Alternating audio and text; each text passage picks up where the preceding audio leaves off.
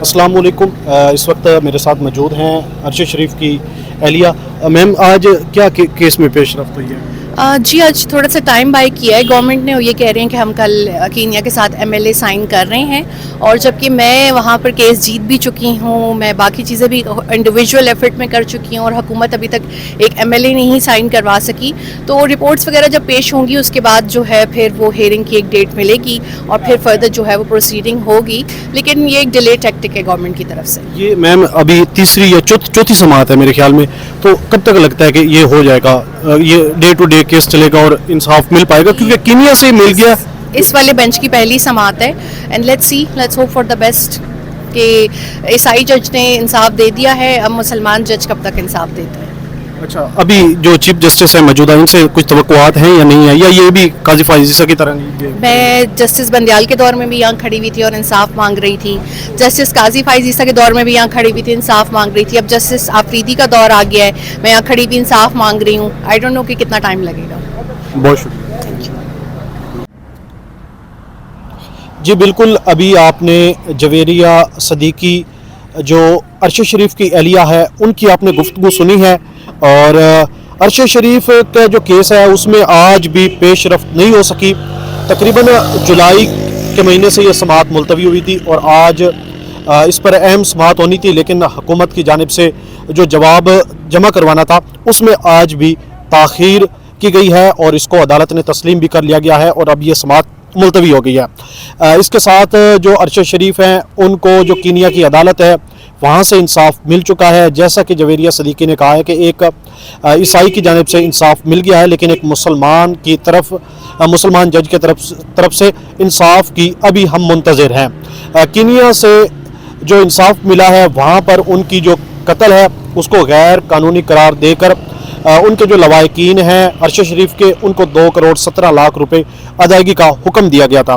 लेकिन आज भी हुकूमत जो पाकिस्तान की है वो जवाब जमा नहीं करवा सकी, और जो अदालत है उनकी जानिब से भी एक दफ़ा फिर जो आइनी बेंच है उन्होंने हुकूमत को मोहलत दे दी गई है, और ये समाअत अब आगे मुलतवी हो गई है, और ये समाअत दोबारा जब लगेगी तो फिर इसके अंदर जो अपडेट होगी वो आपको देंगे। इसके साथ आज जो सिविलियंस का मिलिट्री कोर्ट्स के अंदर ट्रायल का मामला है, इस पर भी आज एक अहम समाअत हुई है आईनी बेंच के अंदर, और इसके अंदर कुछ एक चीज़ें देखने में आई है कि साबिक चीफ जस्टिस जो जवाद एस ख्वाजा हैं उनकी जानिब से एक दरख्वास्त दायर की गई थी कि आईनी बेंच ने फौजी अदालतों में सिविलियन ट्रायल की समाअत 26वीं तरमीम का फैसला होने तक मौखर करने की दरख्वास्त दायर करने पर अपने ही साबिक chief justice Jawad S Khawaja को 20,000 रुपये जुर्माना कर दिया गया है। ये साबिक चीफ जस्टिस हैं सुप्रीम कोर्ट के, और उनको 20,000 रुपये जुर्माना दायर कर दिया गया है। उनकी जानिब से ये कहा गया है कि जो 26वीं आईनी तरामीम है पहले इनका फैसला हो जाए, और उसके बाद ही आईनी बेंच है वो जो सिविलियन का मिलिट्री कोर्ट्स के ट्रायल का केस है उसको फिर सुने। एक तरफ आज सुप्रीम कोर्ट की जानिब से भी ये वाज़े इशारा मिल गया है कि अब जो 26वीं तरामीम पाकिस्तान तहरीक इंसाफ के चेयरमैन बानी चेयरमैन इमरान खान की जानिब से जो मुतालबा किया गया था, और उनकी जानिब से एक मार्च भी किया गया है जो उनकी एहलिया और अलीमीन गंडापुर की जानिब से यहाँ पर क़यादत की गई थी, और 4 मुतालबात रखे गए थे, जिसके अंदर एक जो बड़ा और मेन मुतालबा यही था कि 26वीं आईनी तरामीम को वापस किया जाए। वहाँ पर जो टी चौक पर आए थे पीटीआई के कारकुनान, उनके खिलाफ जो क्रैकडाउन हुआ है वो हुकूमत की जानिब से वाज़े इशारा मिल गया, वाज़े पैगाम मिल गया कि हुकूमत इसको किसी भी सूरत में वापस करने के लिए तैयार नहीं है। इसके साथ जो सुप्रीम कोर्ट के अंदर ही जो सीनियर जज हैं जस्टिस मंसूर अली शाह, उनकी जानिब से चीफ जस्टिस को ख़त लिखा गया था कि जो 26वीं आईनी तरामीम है इस पर फुल कोर्ट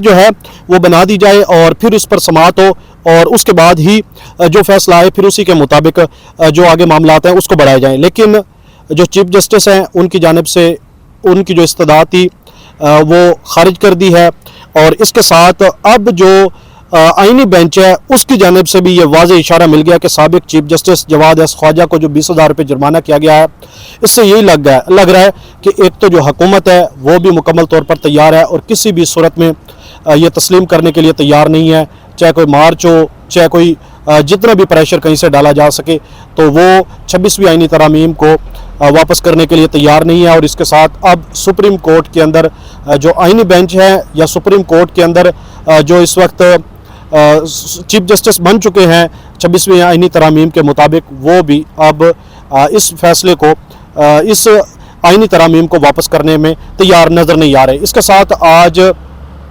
जो लतीफ़ खोसा हैं और सीनियर कानूनदान हैं एतजाज़ हसन, वो भी आज पेश हुए हैं और उन्होंने भी मीडिया से जब गुफ्तगू की है तो उनका यही कहना है कि अब सुप्रीम कोर्ट से इंसाफ की तवक्को नहीं की जा सकती। और इसके साथ जो सुप्रीम कोर्ट है, अब इसमें किसकी तरफ देखें कि कौन चीफ जस्टिस है, यहाँ पर कौन सरबराह है और कहाँ से इंसाफ मिलेगा। इसके साथ साथ आज उनकी जानिब से भी ये गुफ्तगू के अंदर ये इतराफ़ ही नज़र आया है कि अब बहुत ही ज़्यादा मुश्किल है कि वो 26वीं आईनी तरामीम जो है ये वापस हो सके। इसके साथ साथ आईनी बेंच के जो सरबराह हैं जस्टिस अमीनुद्दीन खान ने हफीज़ुल्लाह जो न्याजी है उनकी सरजनिश कर दी गई है और उनकी जानिब से आज अपने बेटे जो हसन न्याजी जो इमरान खान के भांजे भी हैं उनकी जानिब से ये इस्तदा की गई है कि मेरा बेटा 1.5 साल से फ़ौजी तहवील में है और सुप्रीम कोर्ट के गुज़िश्ता दिसंबर के हुक्म के तहत तमाम 85 मुल्ज़िमान जुडिशल रिमांड पर हैं। तवील तरीन रिमांड के ख़िलाफ़ ना हाई कोर्ट जा सकता हूँ और ना ही किसी और अदालत में जा सकता हूँ।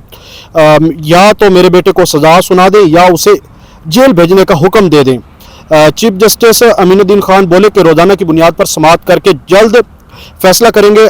आप अब खामोश हो जाएं, क्या सिर्फ आप ही की बात सुनते रहें। जस्टिस जमाल खान मंदो खान बोले कि आप समेत तमाम ज़ेर हिरासत मुल्ज़िमान के वालिदैन से हमदर्दी है। बाद अज़ा आईनी बेंच ने हफीज़ुल्लाह न्याजी की जो मुल्ज़िमान को जेलों में मुंतकिल करने की इस्तदा है वो मुस्तरद कर दी गई है। एक तो जो 85 मुल्ज़िमान हैं वो इस वक्त फ़ौजी तहवील में हैं और हफीज़ुल्लाह न्याजी की जो कंसर्न है वो जेनवन भी हैं। वो तो कह रहे हैं कि या मेरे बेटे को सज़ा सुना दी जाए ताकि इत्मीनान हो और इसके साथ मैं इस मामले को लेकर आगे हाई कोर्ट में जाऊं और सुप्रीम कोर्ट में जाऊं, और या फिर जो उनको जेल भेज दिया जाए ताकि हमें इत्मीनान हो। इसके साथ साथ आज सुप्रीम कोर्ट से एक और जो बड़ी खबर आई है वो आदिल खान बाज़ाई के हवाले से आई है कि इलेक्शन कमीशन की जानिब से जो आदिल बाज़ाई को डिसीट कर दिया गया था और आज सुप्रीम कोर्ट ने ये फैसला वापस कर दिया गया है और आदिल बाज़ाई को MNA बहाल कर दिया गया है। इसके साथ साथ अडियाला जेल के अंदर भी आज कुछ अहम समातें हैं 9 मई के हवाले से, और इसके साथ बुशरा बीबी जो हैं वो भी आज वहाँ पर पेश होंगी। और जब से डी चौक पर एहतजाज किया गया था उसके बाद अब इमरान खान से पहली मुलाकात होने जा रही है बुशरा बीबी के हवाले से, और कुछ ये खदशा भी जाहिर किया जा रहा है कि शायद बुशरा बीबी को आज गिरफ़्तार भी किया जा सकता है। इस हवाले से मज़ीद जो भी अपडेट होगी वो भी मैं आपको बताऊंगा। अब तक के लिए इतना ही। अपने मेज़बान आमिर नवाज़ को इजाज़त दीजिए। अल्लाह निगहबान।